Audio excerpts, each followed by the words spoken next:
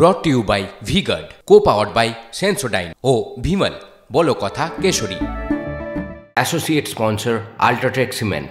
স্বামীর কাজ ফেরাতে স্ত্রীকে রাত্রিবাসের কুপ্রস্তাবের অভিযোগ কুপ্রস্তাবে রাজি না হওয়ায় মহিলাকে লাগাতার হুমকি দেওয়া হচ্ছিল। তার জেরেই সুইসাইড নোট লিখে মহিলা আত্মহত্যার চেষ্টা করেন বলে সূত্রে খবর। দুর্গাপুরের নিউ টাউনশিপ থানায় নবীন পল্লীতে প্রবল চাঞ্চল্য। কুপ্রস্তাব দেওয়ায় অভিযোগ তৃণমূলের স্থানীয় 3 নেতার বিরুদ্ধে। মানে মেয়েটাকে কুপ্রস্তাব দিচ্ছে। এই যে কারা এরা কারা? এরা কারা? ওই যে আমাদের নবীন পল্লীর দালাল। কোন পার্টি করে? টিএমসি পার্টিতে থাকে। ওরা নিজেকে টিএমসি পার্টির নেতা বলে। আমাদেরকে মানতে হবে, আমরা নেতা। সেদিন রাতেবেলা ওর বর গেছিল, বলছে কি তোকে যেটা প্রস্তাব দেওয়া হয়েছে সেটাই করবে।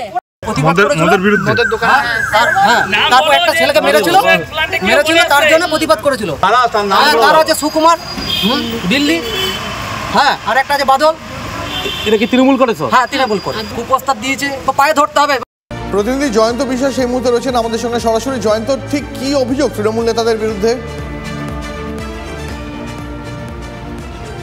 দেখো দীপ, ঘটনাটার সূত্রপাত হচ্ছে লোকসভা নির্বাচনের আগে স্থানীয় কিছু মহিলাকে নিয়ে রিঙ্কু অঙ্কুর নামে এক মহিলা, যে মহিলা এই অভিযোগপত্র লিখে আত্মহত্যার চেষ্টা করেছে, সেই মহিলা স্থানীয় একটি মদের দোকানকে ভেঙে দেওয়ার প্রচেষ্টা নেয় এবং ভেঙে দেয়। পুলিশও সহযোগিতা করে।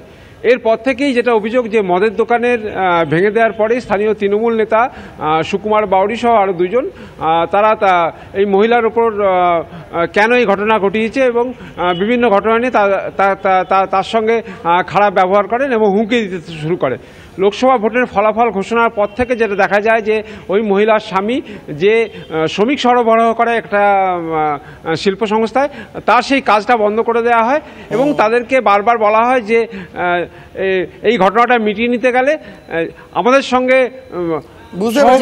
প্রশ্ন হচ্ছে কতদিন ধরে এ ধরনের ঘটনাটা ঘটছে এবং এই যে এত কুপ্রস্তাব দেওয়া এবং তারপর চরম একটা সিদ্ধান্ত নিয়ে নেওয়া ওই মহিলার বা ওই পরিবারও, যদি আমি বলি, অন্য কাউকে কিছু জানানো হয়নি, কেউ কিছু জানতেন না, পুলিশের কাছে গিয়েছিলেন এরা। পুলিশের কি বক্তব্য সবটা শোনার পর? দেখো, যেহেতু শাসক দলের নেতাদের বিরুদ্ধে অভিযোগ, পুলিশ কিছু ব্যবস্থা নেবে না, এই ধারণাটা কিন্তু ওই এলাকার মানুষের মধ্যে আছে। তাই ওই এলাকার যে কাউন্সিলর ছিল, প্রাক্তন কাউন্সিলর দেবব্রত সাঁই, যিনি দুর্গাপুর বার অ্যাসোসিয়েশনের সভাপতিও বটে, তার কাছে গেছিলেন, তার সাহায্য নিতে গেছিলেন। যদিও তিনি অস্বীকার করেছেন যে এই ধরনের হুমকির কথা তিনি জানতেন না, যে পাড়ায় মদের দোকান নিয়ে একটি সমস্যার কথা তিনি জানতেন। দুপক্ষকে ডেকেছিলেন, এক পক্ষ গিয়েছিল, অর্থাৎ তিনি তার দায় এড়িয়েছেন। যে ঘটনাটা ঘটেছে সেটা কিন্তু খুব বেশি দিনের নয়, লোকসভা ভোটের আগে থেকে ঘটনা হচ্ছে মদের দোকান ভাঙার এবং লোকসভা ভোটের নির্বাচনের ফলাফল। বুঝতে পেরেছি, আপাতত তোমাকে ধন্যবাদ। কিন্তু দুর্গাপুরের এই ঘটনায় আদতে সন্দেশখালির ছায়া দেখছে বিজেপি। কি অভিযোগ তাদের শোনাবো, পাল্টা তৃণমূল তাদের তরফ থেকে কিভাবে ডিফেন্ড করা হয়েছে গোটা ঘটনাকে তাও শোনাবো।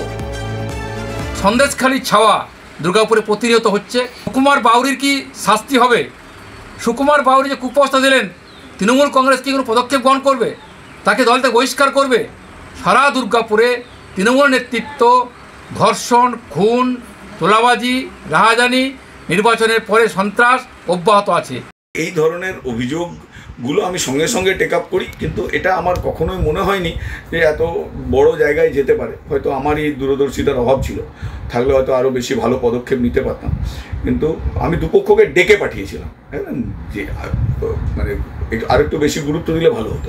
আমি পুলিশকে বলবো, পুলিশ নিজের মতো কাজ করবে এবং এই ধরনের যদি কোনো ঘটনা কেউ ঘটিয়ে থাকে, পুলিশ তার নিজস্ব ব্যবস্থা যা আছে তার ব্যবস্থা নেবে, এটা পুলিশকে বলে দেওয়া আছে। Brought to you by VGuard, co-powered by Sensodyne ও ভিমল বলো কথা Kesari. Associate sponsor UltraTech cement.